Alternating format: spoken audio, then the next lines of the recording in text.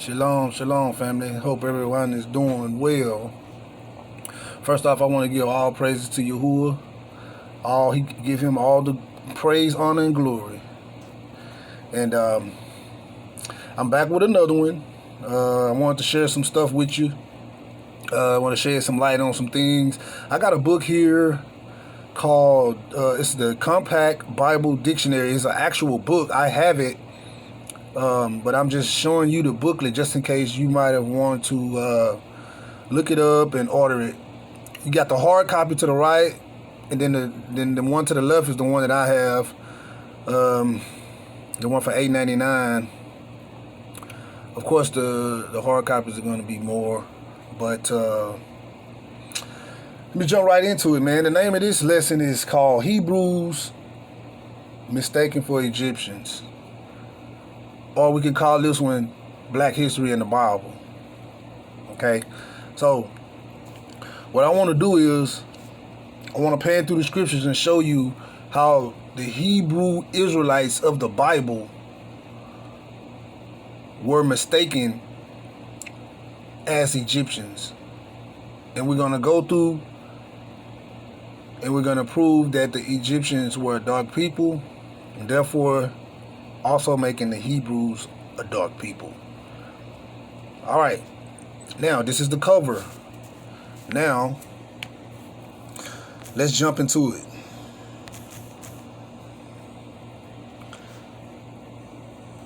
Okay.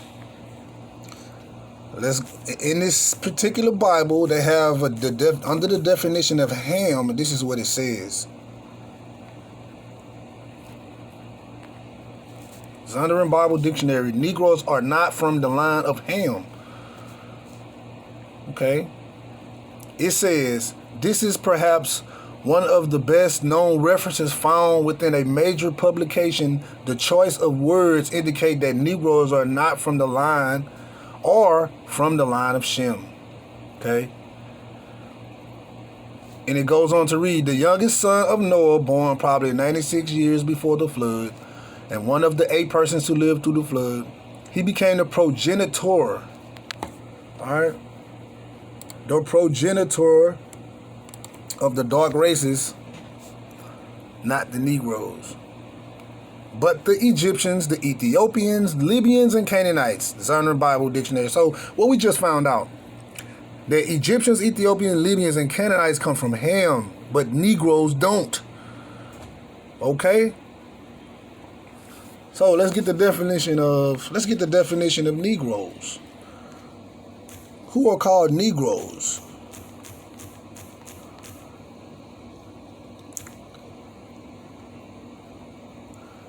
Negroes, a member of a dark-skinned group of people originated native to Africa, south of the Sahara. Okay? And it also says right here, the Wikipedia say, in the English language, Negro, plural Negroes, is a term historically used to denote persons considered to be of Negroid heritage. The term can be construed as offensive, inoffensive, or completely neutral, largely depending on the region or country where it is used. Okay? So, me personally, I don't mind if somebody call me a Negro, because if they call me a Negro, they basically calling me a Hebrew. Alright? Because let's go to the Bible in Acts 13. The prophets were called Negro, or Niger, or Niger, however you want to say it. Alright, it's Acts 13 and 1. What does it say? Let's read it.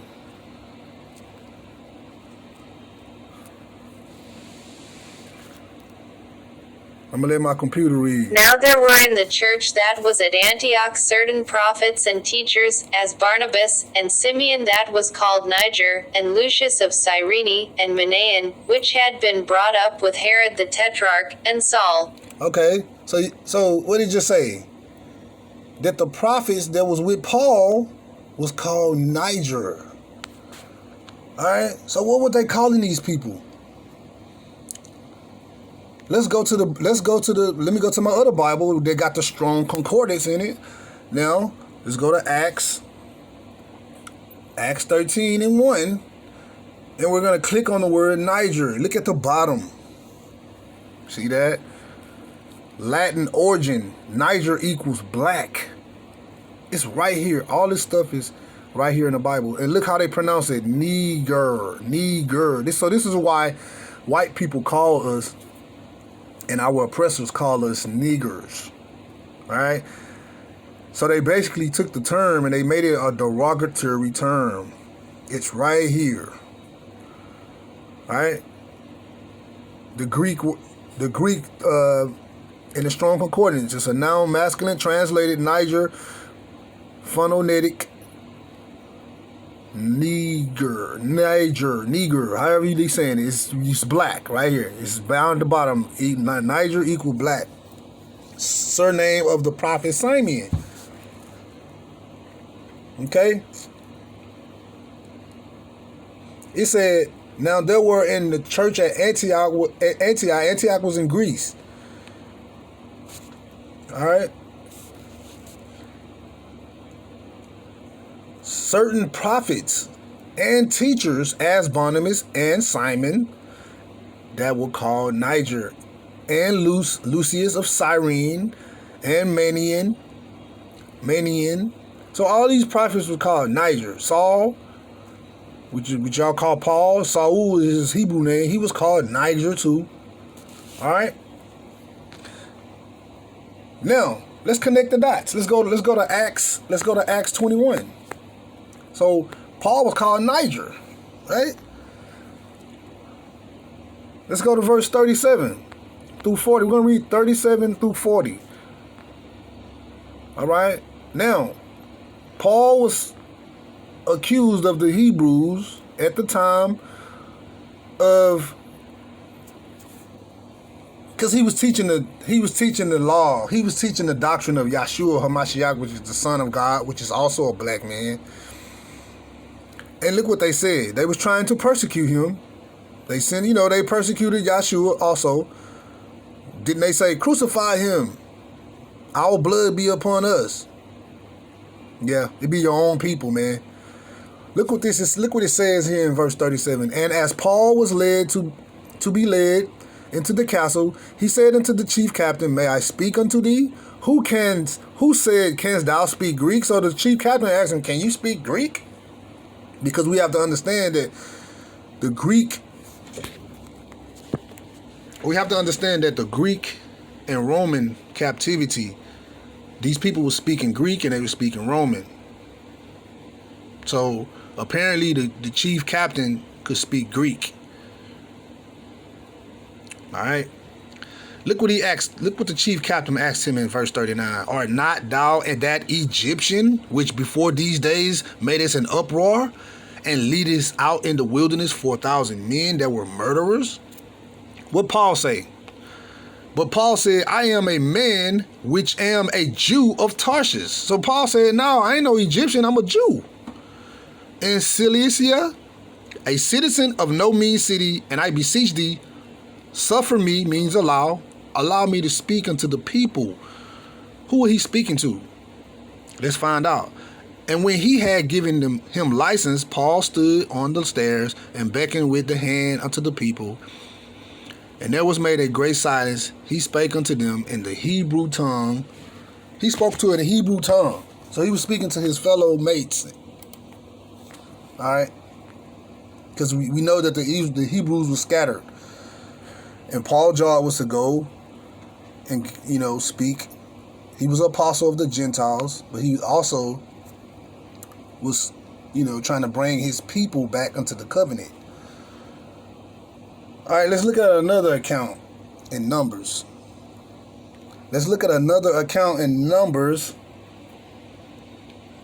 Matter of fact, let's go look at some pictures of Egyptians. Let's go look at some hieroglyphics. Cause you always look on the wall, man. Always look on the wall. Egyptian wall paintings with the slaves. Let's look at some stuff, man. Cause we got to get understanding. Okay. So apparently, these are Hebrews. We know that the Hebrews were slaves, right? So you got the slaves, you got the Hebrews at the bottom picking the barley, and you got these got to be Egyptians at the top because they standing big over them. Why would they paint? When you are over someone, you're gonna depict yourself as bigger and mightier than these people. Okay. All right. You see that? Hebrew, the Egyptian getting beat by the Hebrews. Notice how they showing them look the same, right? What we know about slavery in Egypt.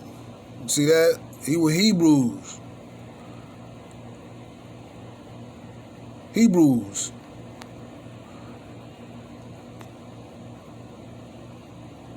These are servants making brick. Slave brick makers depicting the tomb of the vizier. I'm probably slaughtering these names, but it's cool. Y'all get the point. Rekmar, c. 1450 BCE. Okay.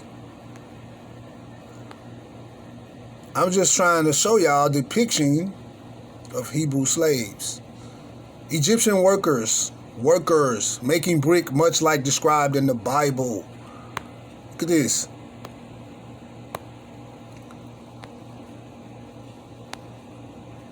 Look at this. Look at all these paintings, man. Nothing but dark people. All right? And then you got foolishness like this. This is not even a painting. All right?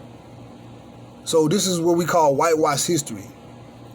We just found out in the Zondervan Bible Dictionary that Ham is the progenitor of the dark races. So who is these people right here? These are not Egyptians. Okay? This is called whitewash history. Look on the walls, and they're gonna show you the real depiction of the people that was in that. They're gonna, because the Egyptians painted themselves. They didn't paint themselves white. Okay. I'm pretty sure these are Egyptians right here. Now, let's look at something, man. Let's go to Numbers. Let's go to Numbers 12.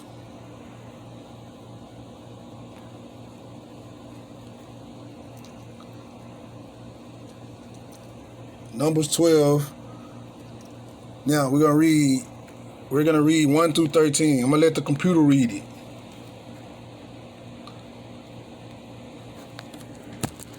And Miriam and Aaron spake against Moses because of the Ethiopian woman whom he had married, for he had married an Ethiopian woman. Okay, so Miriam was Moses' sister and Aaron was his brother. Now they spoke against the Ethiopian woman. Why did they speak against the Ethiopian woman?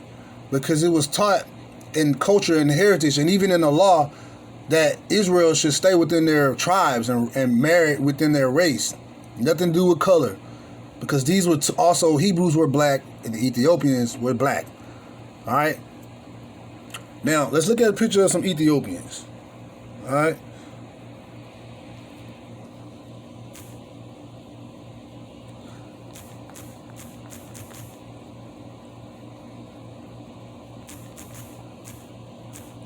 All right?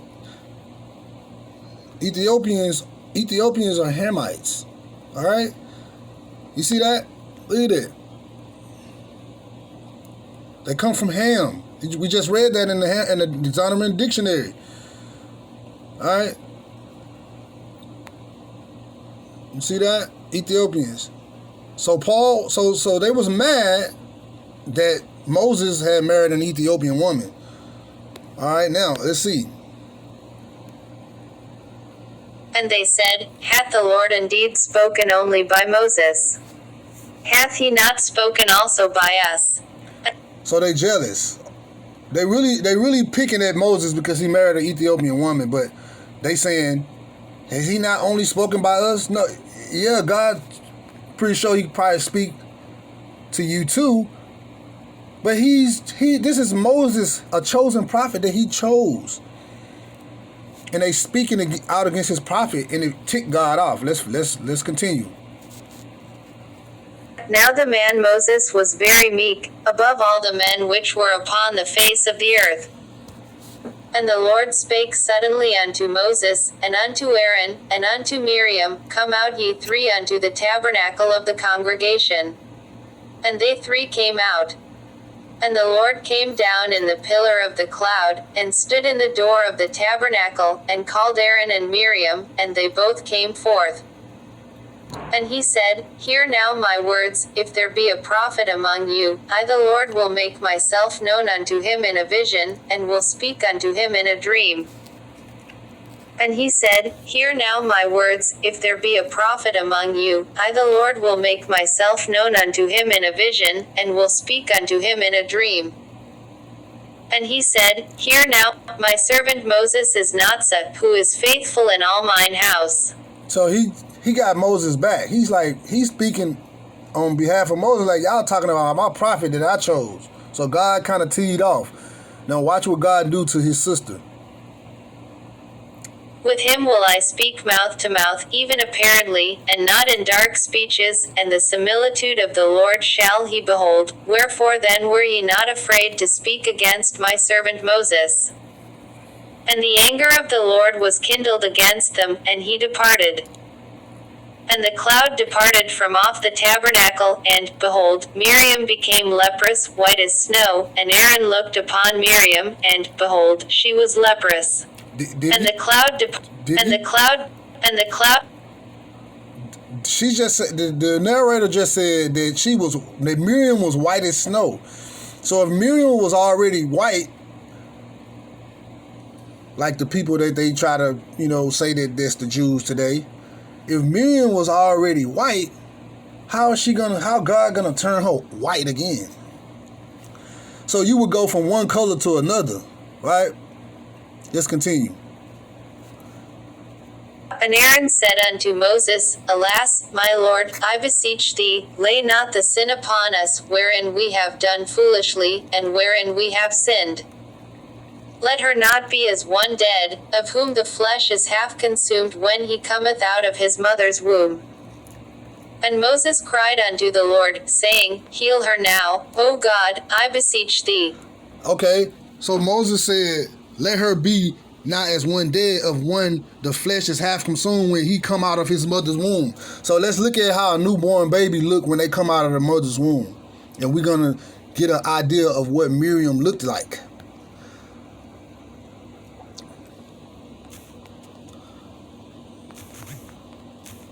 Baby fresh out the womb. Let's look at something. What a baby look fresh out the womb. That baby kind of look evil. But let's look at it. They got white stuff on them. See that? Baby fresh out the womb. Look. Fresh out the womb, white. So this is how Miriam looked. This is what God made Miriam look like. No, it makes sense. You see that? White as snow. You see that? White as snow. And pale. Okay? One more picture. Okay? So this is what Miriam looked like. So if God turned her like that, what else did she look like? She was melanated. He took her pigment away from her and made her white as snow. You see that? All right. Now let's look at something else. Okay, so we know who Joseph is, right? Joseph is one of the sons of Jacob, one of the 12 sons of Jacob. Jacob had 12 sons. Joseph was one of them. And Joseph's brothers sold him into slavery because they was jealous, because Jacob favored Joseph. And Joseph went on to be a slave in Egypt, and Joseph rose to second power in Egypt. And that's what his Hebrew name means. Yosef means, and that's also my name, which it means Yah will increase. and show favor. All right. So Yah showed favor to Joseph and made him king, second in command in Egypt. Right? Now, when a famine came, Joseph's brothers went to Egypt to get corn. And they sold their brother in Egypt to be sold as a slave previously. And when they got there, it'd been so long that they didn't even recognize their brother. Why didn't they recognize their brother? Okay? So we know that Egypt was black. Now, if Joseph was pale and the Hebrews were pale, they would have knew their brother right off the bat. Like, oh, there go our brother right there. But they didn't recognize him. Why? Because he blended in with the rest of the melanated people, and he had Egyptian clothes on. Let's read it.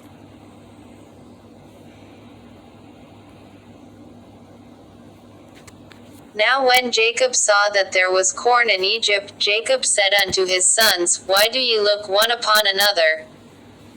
And he said, Behold, I have heard that there is corn in Egypt, get you down thither, and buy for us from thence, that we may live, and not die. And Joseph's 10 brethren went down to buy corn in Egypt. But Benjamin, Joseph's brother, Jacob sent not with his brethren, for he said, Lest peradventure mischief befall him. And the sons of Israel came to buy corn among those that came, for the famine was in the land of Canaan. And Joseph was the governor over the land, and he it was that sold to all the people of the land. And Joseph's brethren came, and bowed down themselves before him with their faces to the earth. You see that? So Joseph was second. Joseph was he was a governor over the land of Egypt. He was second in command under Pharaoh because God showed favor. It's nothing God can't do. All right? Let's continue. And Joseph saw his brethren, and he knew them, but made himself strange unto them, and spake roughly unto them. And he said unto them, Whence come ye? And they said, From the land of Canaan to buy food. Okay, so Joseph knew his brothers, but they didn't recognize him. It been that long.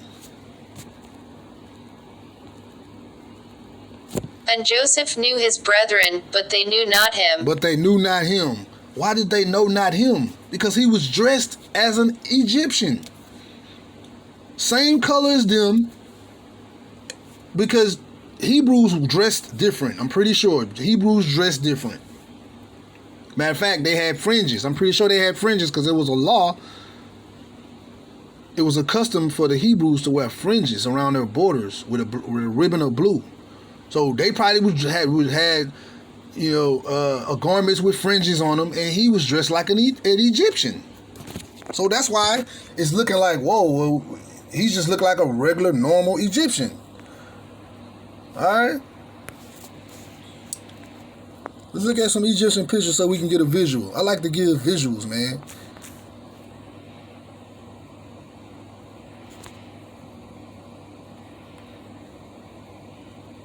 You see that? So Joseph was dressed like an Egyptian, and his brothers knew him not. That's what the scripture just said. Now,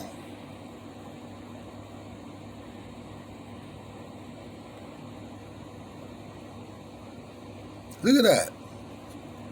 Like, it's this undeniable proof that the Egyptians were a dark people. Yeah, did they get? Yeah, they got ruled. They got conquered by Greece and Roman, but they wasn't whited out. Okay, they just took over like every other nation that do. They take over, and yeah, you probably have a little European blood there because of that, but for the most part, Egypt is a black. It's in Africa, man. Like, come on. It's in a hot region. Also, the Mesopotamia area, that's a whole nother story, where the Hebrews are from. That's also a hot region, hot area. And Nimrod, we know Nimrod is the son of Cush, and Cush is a grandson of Ham. And Nimrod, he ran Babel. He ran over in that Mesopotamia, what they call the Middle East now. He ruled that. So of course it was dark over there. Okay, now let's look at something else. Let's go to Matthew. Let's go to Matthew 2. Our King, our Messiah, who the world ignorantly called Jesus Christ. We're going to look and see where did he go and run and hide when he was a baby. Let's go. And when they were departed, behold, the angel of the Lord appeareth to Joseph in a dream, saying, Arise, and take the young child and his mother, and flee into Egypt, and be thou there until I bring thee word, for Herod will seek the young child to destroy him. When he arose. Okay, so Herod was trying to destroy baby Yeshua. So God told him to what? Get up and flee into Egypt. Okay, why did he tell him to flee into Egypt? Why didn't he tell him to flee to Europe? Or why didn't he tell him to flee to Greece? Because he would have stuck out like a sore thumb. Right? Because the higher you go, the colder the climate, the lighter the people were. The farther you go down, the darker the skin. So, God knew what he was doing. Let's continue. When he arose, he took the young child and his mother by night, and departed into Egypt. And was there until the death of Herod, that it might be fulfilled which was spoken of the Lord by the prophet, saying, Out of Egypt have I called my son. Okay. Then Herod. So he said, and that prophet was Hosea that prophesied that. Okay. So now let's look at something else. Now we know with the Ethiopian, we know the Ethiopians is dark, right? The Egyptians are dark. The Libyan and the Canaanites were dark. So did not Israel sojourn and Ammon? Didn't they live in the land of Canaan? They lived in the land of Canaan for hundreds of years. They blended in with the Canaanites. The Canaanites were also a dark people. Okay. So let's go to Amos 9 and 7. So God finna identify people right here. What does he say? Are ye not as children of the Ethiopians unto me, O children of Israel? Saith the Lord, have not I brought up Israel out of the land of Egypt? And the Philistines from Caphtor, and the Syrians from Kir. Are ye not as children of... You see that? He just said, aren't you like unto Ethiopians unto me? He just identified their skin color. You see that? I got another precept.